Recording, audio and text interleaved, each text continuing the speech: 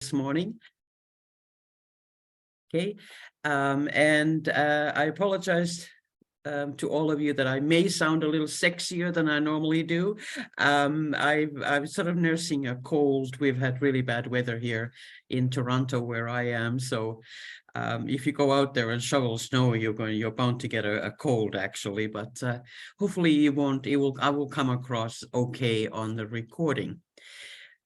Yes, so what I'd like to show you first when we get started is just some of the ideas I want to share with you today. We have about half an hour, 40 minutes to do this, so I will be touching on quite a lot of concepts that some of you are familiar with and some of you may not be familiar with.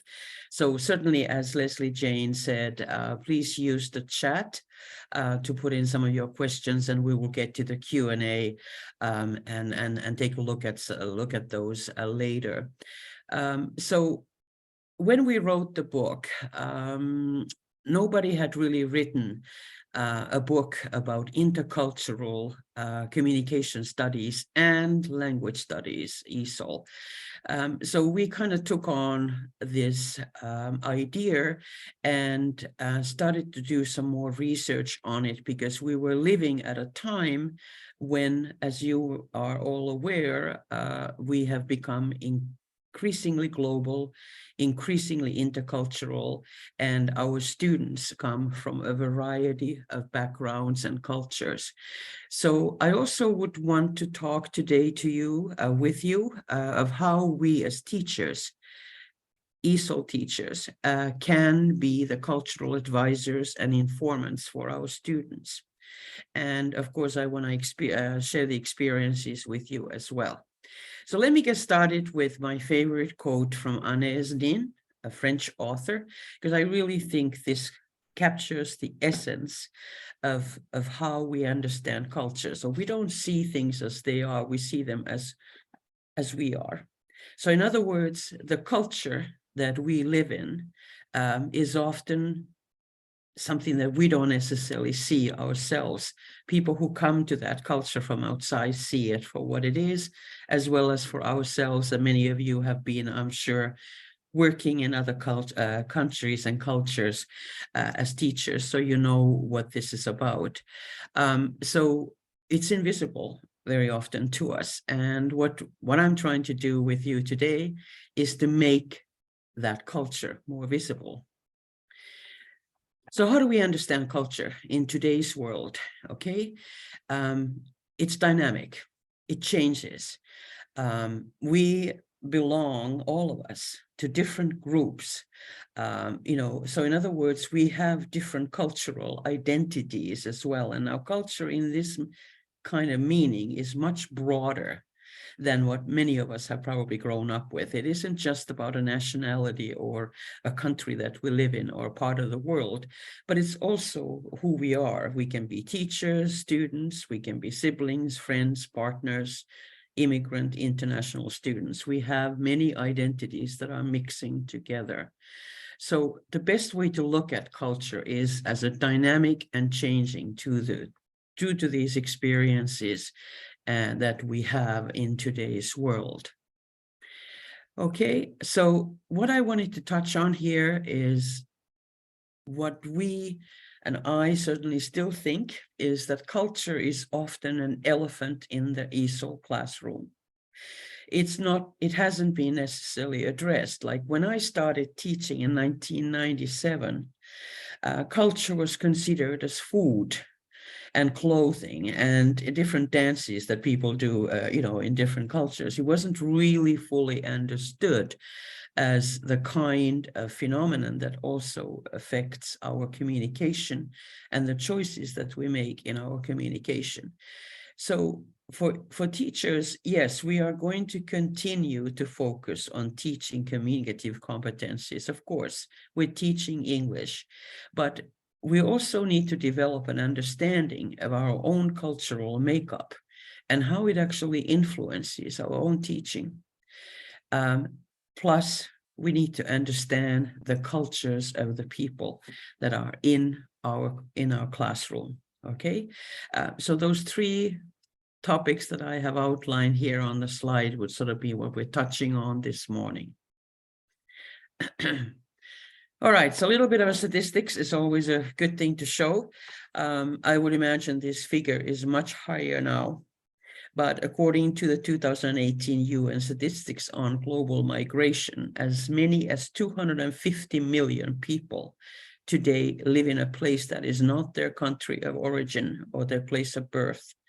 So in other words, we actually are in the middle of one of the biggest migration of people in the last 50 to 60 years. And one of my favorite ways of looking at this is to quote Pico Iyer, whom I really like as a writer. And here I have a little quote from his TED Talk from 2013, where he talks about what home actually means for us. And it's much more now a place or perhaps a process or even a feeling of what we are becoming or what we have become, as opposed to being static. Okay, this is where my home is. My home is back there.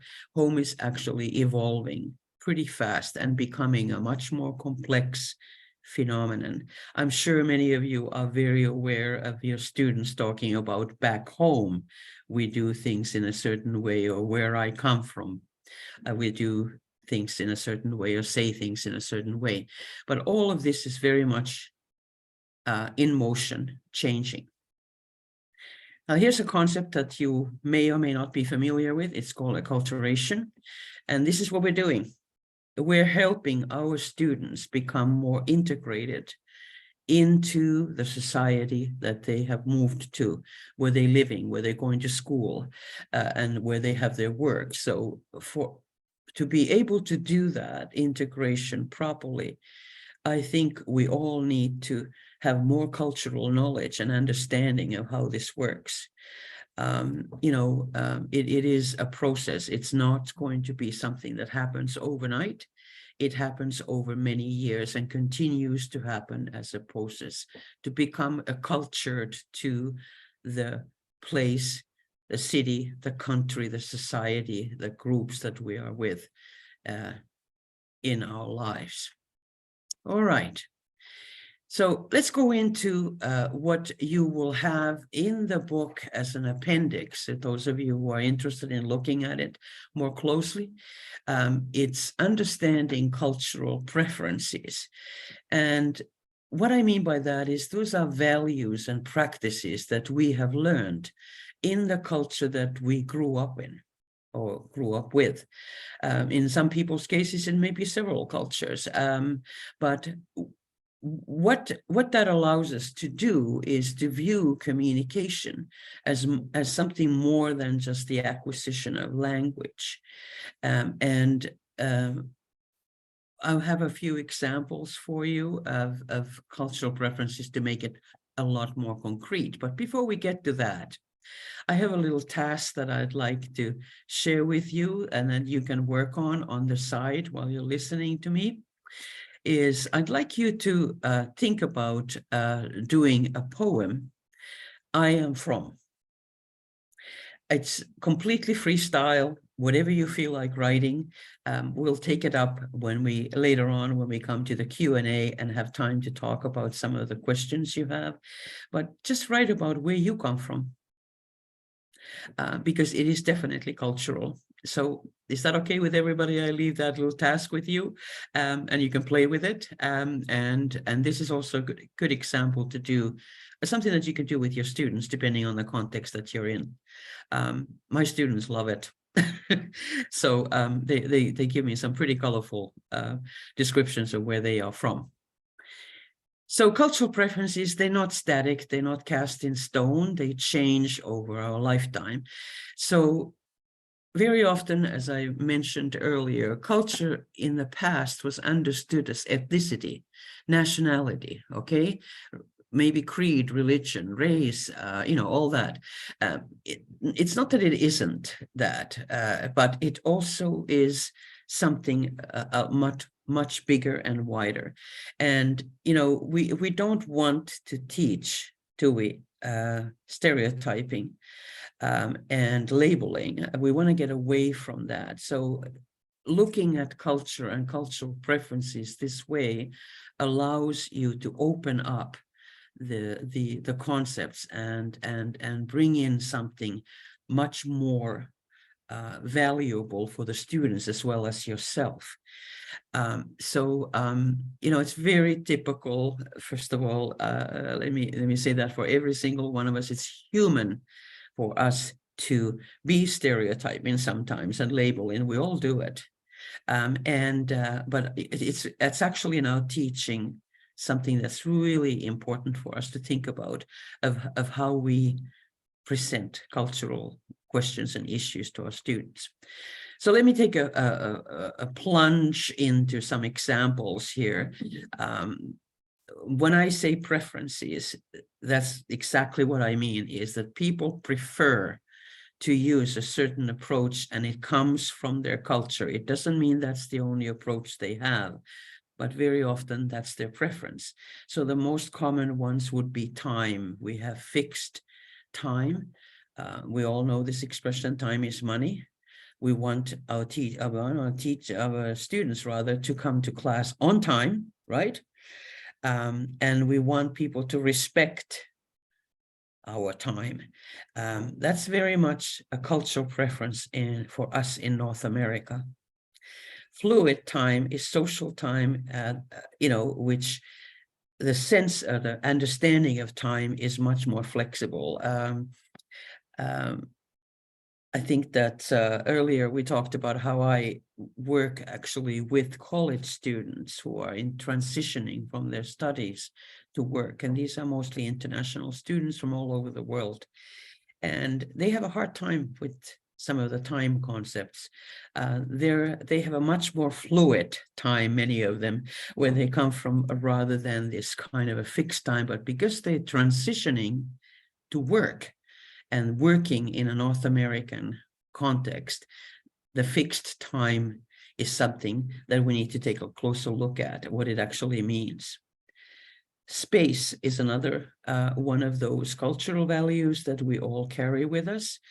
Some of us are very private and some of us are more public. The private means that we have very marked boundaries, whereas when we have a public sense of the space, those boundaries are much more permeable and we have that kind of open door policy. Understanding these concepts and values in our students and in ourselves is very important for us actually, because it translates into practices that we may pick up or approaches that we may want to take up in the classroom or in our interactions with our students. Now, many of you are probably very familiar with this already. It's the typical one that we look at when we look at culture, and cultures is the high and low context. Let me make this very clear. I certainly come from the low context culture, much more direct way of speaking, getting to the point, no beating around the bush kind of thing. Whereas, you know, for example, when I was in India, I came smack against the high context type of communication, which is in an Indian culture. There were many different ways people communicated no, but they would never say, they would never speak and say no directly. You know, it's a face-saving mechanism, and in communication, either it's head bobbing or some other gestures that indicate that the person does not agree or agrees. So high context is much more tacit, it's much more indirect communication, and very often there's a culture shock involved for students who come from the high context cultures into the low context, which is what we are to a great extent in North America. It's not always cast in stone, but it's, you know, we need to have some of these labels for us to be able to talk about these differences. For example, it took me a very long time to get used to the head bobbing When I asked people something, they were bobbing their head like this, and I couldn't quite understand what it meant. Did it mean yes or no? Or because we're shaking our head when we say no, right? So a lot of physical gestures are also part of cultural communication, if that makes sense. Okay, so pragmatics we all know.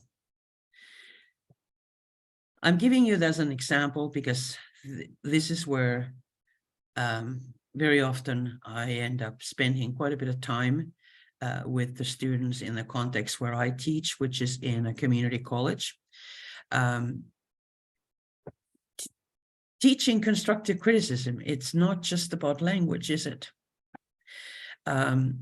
Yes, very much language is involved, but we know that our students often use these intensifiers like to or very or must or should, in order to provide, critique, or in order to, react to somebody's presentation or what they're saying. And so what I find often is I need to teach them that constructive criticism actually, and giving and receiving feedback are much more than just the language. It's understanding the strategy that you need to have in order to provide the kind of feedback for somebody, that actually makes sense. If you're too direct, it can be received as criticism. And if you actually are able to teach the kind of strategy, which is to have both the positive and the negative together, often sandwiching is used as an expression to talk about how we would provide that kind of feedback. Now, why would this be important? It is important because you provide feedback to your students, and your students are also providing feedback to each other. And I think our tendency, if I may say so, is to jump into the negative right away. I think it's a very common thing to do, and we forget that this is a process that actually needs to be elaborated a little bit more. So I'm just showing this as an example of how you can use your cultural knowledge and what you know of the students you have, and how you can best teach something that will probably require a little bit of a time for them to absorb and understand more fully. Okay. I'm not going to focus too much on the writing in this presentation. I'm just giving you an example of something that many of you, I'm sure, see, as efforts by your students to assimilate some of the cultural information that they learn. And when it comes to writing, and here's a little note that a student sent to me, for example, the salutation. What am I going to call my teacher? And here is a really interesting example of, hi, Professor, ma'am, not quite sure what to call me. And the fact that in, for example, we all know that in North American English and in our interactions with each other, we drop our last names very quickly. It is very foreign to a lot of students around the world, especially when it comes to looking at hierarchies and working within organizations, etc. So, making sure that you talk about these things is important for the students to know. You want them to call you by Leslie Jane, or you want them to call you Tuula, or you want them to call you by some more formal title if that is required. Of course, there's language issues, as you can all see, ESL language issues in this writing. But I think it's really important, to think about and take a step back, from when we're looking at writing, for example, is that not go directly into, oh, I gotta correct this and I gotta give them the right corrected way of writing, which is what you are teaching, absolutely. But also to begin to understand where that language that they use is coming from, and how they are making an attempt to use the correct language without necessarily knowing the cultural customs that surround emailing. How do we email each other? How do we make this more professional kind of communication, if that is the requirement, if that's what you're teaching? This is an example for you, of the kind of issue that comes up. As you know, writing is a much more difficult skill to learn when you come from another culture, because you're constantly translating, from your own language, and you need to learn other things. Okay, so the next slide that I have, it just throws your way a few of these cultural perspectives that may come up. How do you like to be greeted? How close or distant do you like people to stand when they are next to you? For example, that whole body language and physical proximity issues are big in cultures. What kind of a voice pitch or volume and speed of communication do you feel comfortable with? If you're teaching telephone skills to anybody, it's wonderful to bring in the intercultural aspects of it, right? I have learned myself that most of my students, and they're college students, when they're on the phone, they may understand maybe 1/3 of the conversation. In other words, it's actually quite important to be able to take that up as a kind of a phenomenon of, how the listening and the ability to understand a little more of the nuances that we use on the phone when we are with people. We just all take it for granted often when we are, conducting ourselves on the phone. We don't think about what the impact that is going to have on others, or what we're saying, or what are some of the strategies and mechanisms that we can teach our students to make the conversations a little easier for them. Listening skills are hard.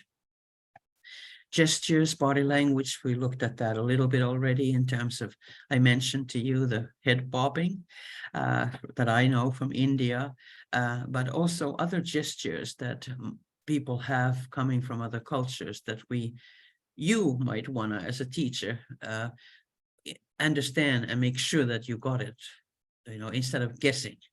And the same thing for us when we're using certain kinds of gestures and eye contact and whatnot. Those are really, really important. Body language is hugely important in communication. I think you're all familiar with that, when we don't say anything, we're communicating with our body, right? So in other words, it's important to take that up as well, and it's also cultural. What about privacy? The kinds of questions you consider. What is an invasion of privacy? I very often have to deal with that myself. Do I give my phone number to some of my students? No, I don't. What are the ways in which we maintain the kind of boundaries? How do we create those boundaries, and when are they necessary, right? And when are they not? Okay. All right. So here we get into the teachers as cultural informants and advisors. Yes, we do teach sociocultural use of language, to say the right thing, do the right thing at the right time in the right place. What I find really helpful is to have students tell their stories. Now, you can do storytelling in very creative ways. You can have them do videos if they feel like it. They have the competencies and the interest. You can have them use the technology fully that you have available to tell stories. And what stories do you as well tell your students? Do you tell them about your cultural background, about your family, about how you grew up? And do you put yourself out there for them as well? to know what type of culture you come from. And as we all know, many of us are not necessarily native English speakers. We have grown up with other languages and other cultures before we came to teaching. So I find that really helpful to share that with my students, because it encourages them to also share with me their backgrounds and things that are important for me to know about them. All right. So here comes some of the definitions. Cultural informant. It really comes from anthropology. A person who really does have the awareness and the knowledge of how cultures work and how they affect our behavior and communication. And advisor is probably the word that I'd like to use more, and we have used in a book, because it really maybe underlines more of that transition that's going on, that experience that our students have of straddling two or more cultures. And culture shock, as we know, comes from that whole phenomenon as well, of not being fully part of the new culture, but being in transition. All right, we're coming to the polls. I thought I would just give you a little poll to see how you identify yourself culturally. So we got three choices here. I describe myself culturally with the hyphen, Turkish American or Chinese Canadian. I describe myself as American only, or don't use cultural identification. So I wondered if you could take a little time and answer the polls. I mean, I think it's anonymous, isn't it? Yes, they're anonymous, and they're both up at the same time. So I don't know if you'd like to move forward to. Oh, I see. So they're both at the same. Okay, got Yeah. it. Yeah. And the other one is, as a teacher, do you share your own cultural identity or identities with your students?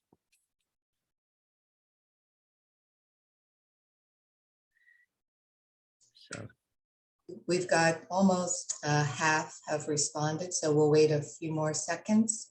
Okay. And just see where we land. I think we're doing okay with time here. It's 10:30. Yeah.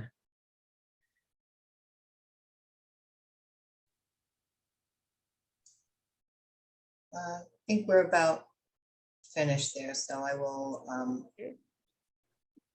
So do we get to see the results? Yes, I think I have to hit end poll. Okay. And then share the results. Oh, good. Interesting. Are you able to see that? Yeah. Yeah. We did have one item in the chat, is an individual who said that they describe themselves as Korean, so they didn't see that as an option. So I guess maybe another one would have been, I describe myself as my, place of birth, origin, or my culture, not one of the A, B, or C. Yes. Good. Okay. And so 63% of you actually share your cultural identities with your students. Excellent. Yeah. It's interesting for you to know that I did this about a year ago in another context, in another webinar. And I think it just goes to show the changes that are happening. Only 30% of the participants shared their own cultural background with their students. So things are changing. We're all growing with this and learning more. Okay. I want you to participate now instead of me talking all the time. Let's take a look at this. Maria provides intake services at a college registrar's office. A couple has arrived to get the wife Amira enrolled. The husband Rahim continues speaking for his wife. Maria has pointedly only responded to Amira with her answers, making eye contact with her only. At one point, Maria asks, "Can she speak?" in a condescending tone, and blocks the husband from looking at the document she's showing to Amira. This is not necessarily from a teaching situation, but it's a critical cultural encounter, as we call them. What's intercultural about this? Does anybody feel like commenting on it?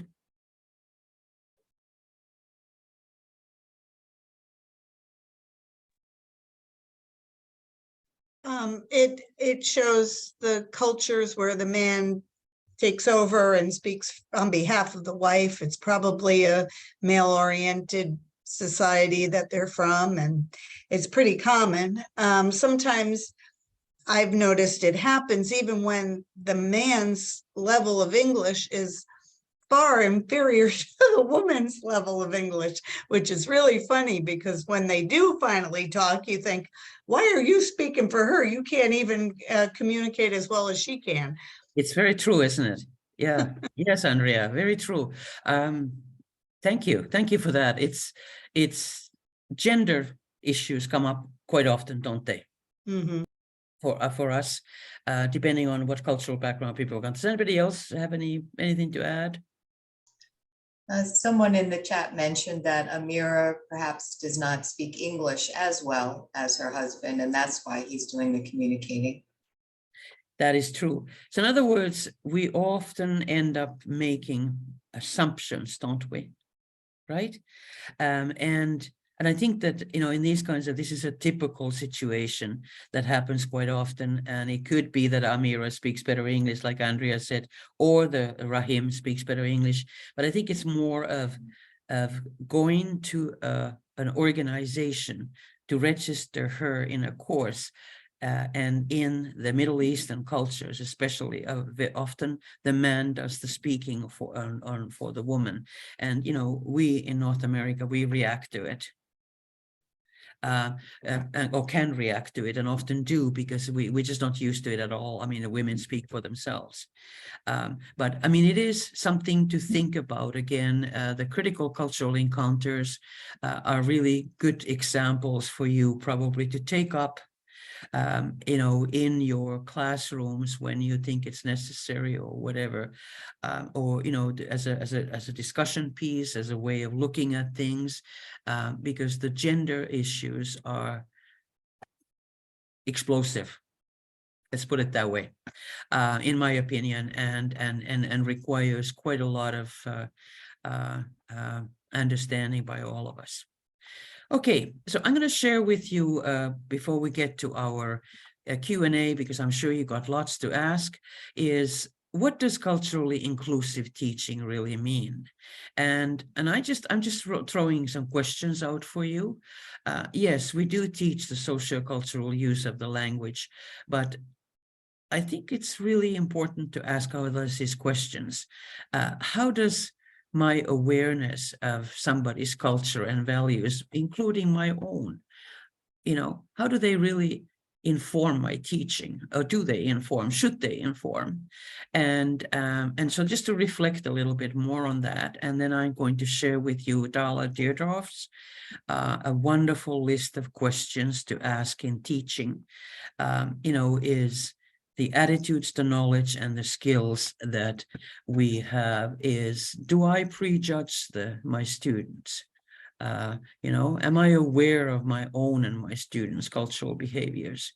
And how much do I really listen to my students? Do I evaluate first before understanding their behavior? I don't know what size classrooms many of you have, how many students you have, etc. This becomes a more of an organizational as well as a classroom management issue often. But I really do think that throwing out, throwing or making this open up a little bit will allow you as teachers to have and gather information that might be very helpful and useful, about the cultures of your students and how they react in situations might be quite different.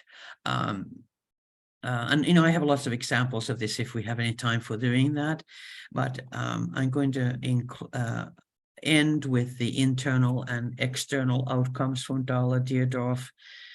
These are questions that I ask myself all the time. Am I aware of how my students wish to be treated? how adaptable am I? How flexible am I really? Do I meet the students where they are at? Or do I have other expectations of their behavior based on feelings that I have about my own culture, right? And how culturally appropriate have I been with my students? And is there something I can do differently? I mean, we get feedback and evaluations depending on the context that you are in, but often those kinds of evaluations don't get into this type of depth of detail. Okay, I see that there are 7 chat entries there, so we should probably open this up, Leslie Jane, for discussion. Certainly. If anyone would like to ask a question, you can either do that in the chat, as I mentioned earlier, if you're uncomfortable coming off mute, or feel free to come off mute. I will do my best to take a look at everyone if you wanted to use the raise hand feature, and then I could call on you or come off mute and ask your question. Please. Maybe I'll start, Tuula, if that's all right. You shared quite a lot of very interesting and intriguing points with us today.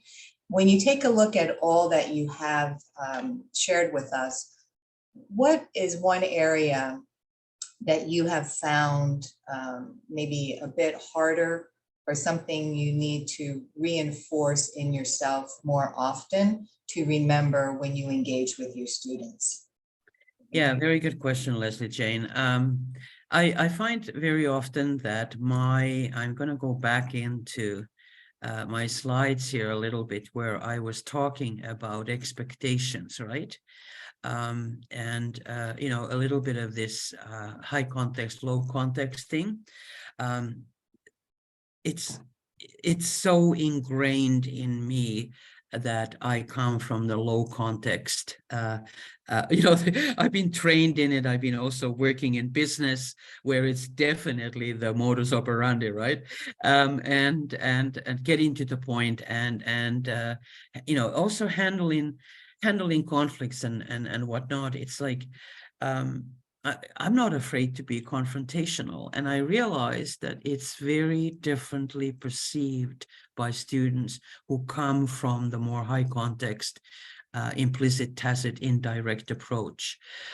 So I was scratching my head when I worked at Deloitte US in India, like at least 5-6 times a day, you know, dealing with a lot of the Indian colleagues and in the training and teaching situations with them, because they definitely come from a very high context cultures. So they're very collectivist culture as well. And what I mean by collectivism is that the groups and the families in their cultures dictate very much to the individuals of what their behavior is like, and what the expectations are, whereas we come from very individualistic type of culture, where, you know, being that rugged, as I said, you know, this is a really bad example but you know, it shows my upbringing. But remember the Marlboro Man, you know, that rugged individual out there in the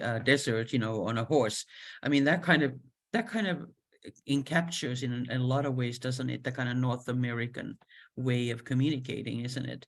We're not afraid to speak our minds. Whereas I think in other cultures, it's not that easy, especially there can be gender divides, can be other kinds of social economic divides as well. Thank you. A couple of questions have come in.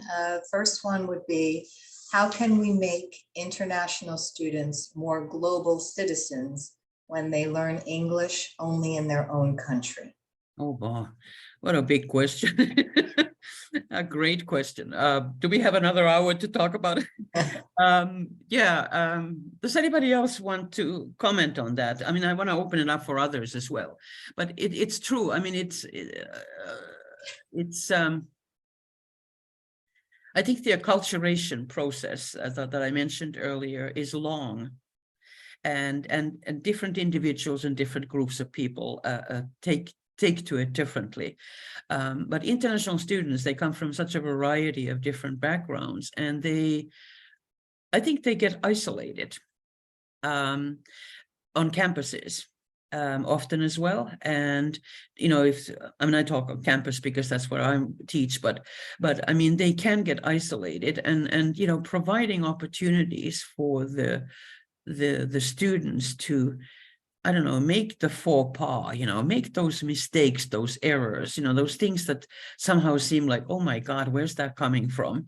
And, you know, just allow them to make mistakes and allow that kind of atmosphere to exist in a classroom, or generate that kind of openness in your classroom that allows for those cultural issues to come up. And then you have a teachable moments, that you have opportunities to focus on something like that. Okay. And I give you a very concrete example so it doesn't become so abstract, but I have to teach my students how to behave in a job interviews. The whole thing of what a job interview is, when you think about it, all of you, it's pretty cultural, isn't it? It's quite, there are very unspoken rules and expectations in there, and making them more explicit, bringing them out. Why are the employers asking questions like, where do you see yourself in 5 years' time? All right. You know, I think you know, our culture is embedded in language. Language conveys culture. And I think we often, you know, I find that when I'm teaching interview skills or interviewing skills, I put the students in the role of interviewers as well as interviewees, and they learn a lot about the thinking that's different from an employer when they ask those questions. If that makes sense, it's just a one concrete little example of how you can turn an activity in your classroom into a culturally interactive way of looking at the language and communication that's used in that context. Does that make any sense? Maybe somebody has better examples than I do. We have 2 more questions. If anyone would like to comment on anything that's been said, please do so, but I'll move forward on the other questions. How can we incorporate the cultural advisor role into lessons? A lot of what you say seems to be in the realm of pragmatics, which we do teach explicitly in the case of things like polite requests and apologies, etc. Yeah, that's an excellent question. I think if you're interested in looking at some of the examples in the book, you have different ways in which you can really go into culture with the students through the type of exercises that you want to do. For example, you know, you might simply allow your students to do, I do this all the time, they do short presentations. I want them to learn the skills, you know, to summarize something fairly quickly instead of talking at great length. So I said, okay, summarize to me your hometown, summarize to me your family, what's your best friend like, who did you grow up with, you know, take up something from their background, and the culture will be zoom. It comes right out. And I, you know, and I often have, you know, they can do a little 5-minute, 10-minute presentation with the visuals they want and questions for the audience, and they can throw in some of their own language in there as long as they explain you know, what that language means for the rest of us in the room. But there's many different kinds of techniques that you can do this. But I think the book will give you some of the details and the context that, you know, it might be interesting for you to take a look at, you know, just how culture permeates everything. So it's kind of hard to sort of pick and choose. It depends on the group that you have, the people you have, the type of course you're teaching, and the goals that you have, your learning goals, etc. But when you're teaching adults, this is the context that I'm using. I don't know if many of you are teaching children or, you know, are in the K-12 environment. You know, you would use different techniques over there. I hope I'm answering your question. somebody else can certainly come in and fill in. We have a question and a comment. I'll do the comment first. It was replying to the how can we make international students more like global citizens? And we had a very thoughtful comment on you could also use authentic material in the classroom too. Writing has also cultural aspects that students can learn from. The difficulty with this is to adequate the material to your students' English level. Yeah. And then a question from the same individual. How do you approach or ask for clarification on a cultural gesture or sound your students do while teaching without being rude or disrespectful? Oh, interesting question. I just ask. I think, I don't know. I just sort of go, hey, that's interesting. You were kind of raising your hand or using some fingers in a certain way. Is that a particular way of doing something in your culture? I'm just putting on the inquisitive voice, and I just ask. I guess it's probably after years and years of teaching, decades of teaching, I'm not afraid to ask direct questions in the classroom as a teacher. And sometimes it results in, it's a way you ask the question. It's not to insult a person or make everybody think that it's something shameful or whatever. Oh no, just out of just curiosity. I'm just curious to know, what does that mean? Does that mean anything? And then, oh, they think about, oh, well, yeah. And so I don't know. I mean, I don't have a solid answer to that kind of question, but I think it's a great question. And sometimes, we're all trained, aren't we? To give feedback or make comments or corrections or whatever in different ways. We use different strategies for that. But sometimes it's not a bad idea just to sort of, the moment is there. I call these in the book the cultural moments. Once you have that moment in the classroom, don't miss it. Because it's happening right there. It's in a context, and you're all there to learn, yourself included. Don't let it pass.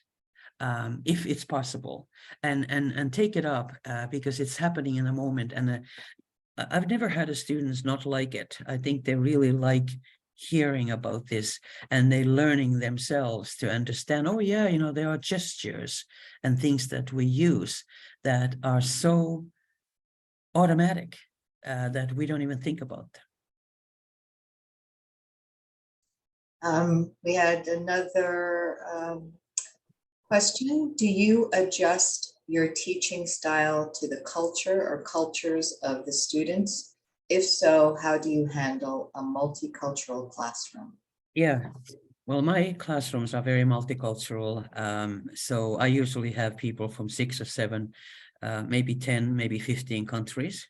So no, I teach them the curriculum as it is. But what I do with the curriculum is I create opportunities for them to express their cultural backgrounds. I don't think it's possible to gear your teaching to a particular culture or change the content of what you're teaching. You might make some different choices in terms of what you're going to bring in. And one of the things we all know is really important to do, because if you have people from the same culture in the classroom, they usually form cliques. The clique forming is so common. It's just human nature. So I deliberately mix the people with group activities, etc. I really won't allow them to stay in their cliques, because I think that's a really good method for me, for people to force people to sort of, force is not the right word, but give them the opportunity to experience what it's like to really be working with somebody who has a different perspective from theirs. So there's a number of different ways you can do this, but that's a really good question. I mean, multicultural classrooms are very challenging, but, for example, if you think of that, share your poem, I am from. and have the people share their poem. You can even, I've even had them draw sometimes pictures, and we post them like a gallery on the like art gallery on the walls, and we take a little walk in their art gallery, and we're having a fun asking questions from each other. What do you mean by that? What does that picture mean? And it gives an opportunity for people to communicate across a number of differences, but in a safe and fun way too, right? We have a couple of other comments that came in. We had one about the job interview pragmatic example was a great example. Students have to understand it's a performance. What is it they are performing for the prospective employer? So it was a good comment there. Some positive comments about the curiosity aspect of the earlier example that you gave, Tuula. And then we have another comment about, some helpful examples is one strategy that one of the individuals on the call today has used in writing class is to have the students write about 3 American customs that have surprised them. Yeah. Their observations can provide a good springboard for discussing and sharing about their culture as well as US culture. Yeah, I think the last one is really great, isn't it? Absolutely. I mean, it's interesting to read that too, isn't it? To, the shocking revelations that we have about the kinds of things. Like, I remember one of my students was writing, and I know this, we're gonna laugh when you hear this, but he said that every time he's in his car and he looks at other drivers, he sees that when they're at the traffic light, they're all picking their noses. And and I thought, I never even thought about that. And so next time I was in the car at a light and I was looking at the other drivers, and he was right. I mean, the things we do when we have nothing else to do but to wait for the light to change in traffic. I mean, it's funny, isn't it? You can have a lot of fun with this, right? Absolutely. Absolutely. But that's a great idea, is to have them describe those kinds of cultural customs that are new or shocking or different, right? One other comment that came in is, I love you're addressing the clique behavior. I put students with daily language partners to have the opportunity to work with all of the students, and it also pushes them outside of their comfort zones. Yeah. Yeah, I mean, I think it's incredibly common. I don't know the mixes of international students that you're getting in Washington. At one point when I was teaching 2 or 3 years ago, 2/3 of my students were from Punjab, from northern India, and which is not a good idea to have the same cultural group dominate in your classroom, because it poses different issues or questions for you to deal with. But I again, really to begin to understand, get some guest speakers in there, bring in some other people into your classroom to talk about some things, for example, is really a good idea, is to make sure that the culture does actually enter your classroom, or the cultures and the discussion. I think we have somebody who's raised their hand. Is it Sam? Sam, you come off mute, please, and ask your question. Coming off mute. Can you hear me? Yes. Yes, we can. This has been wonderful. Thank you so much, Tuula. I've been working with culture since actually 1985, and I started using a lot of materials from the Peace Corps. And I find that the Peace Corps still has really good materials that you can adjust and that are very inclusive of not only just the cultural things, but some of the deeper issues. And I would also say that in the last 30 years that I have shared a lot of my own culture.